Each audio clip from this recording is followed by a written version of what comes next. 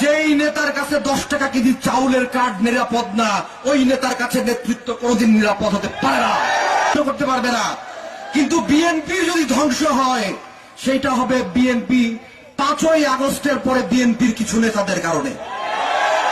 এরা যা শুরু করেছে, এদের কারণে আজকে সারা দেশব্যাপী বিএনপি দুর্নাম হয়েছে। এরা চাঁদাবাজি করেছে, এরা দখলদারিত্ব কায়েম করেছে, এরা বয়স্ক ভাতার কার্ড বিক্রি করেছে, এরা 10 টাকা কেজি চাউলের কার্ড বিক্রি করেছে, এরা বিধবা ভাতার কার্ড বিক্রি করেছে। যেই নেতার কাছে 10 টাকা কেজি চাউলের কার্ড নিরাপদ না, ওই নেতার কাছে নেতৃত্ব কোনোদিন নিরাপদ হতে পারে না।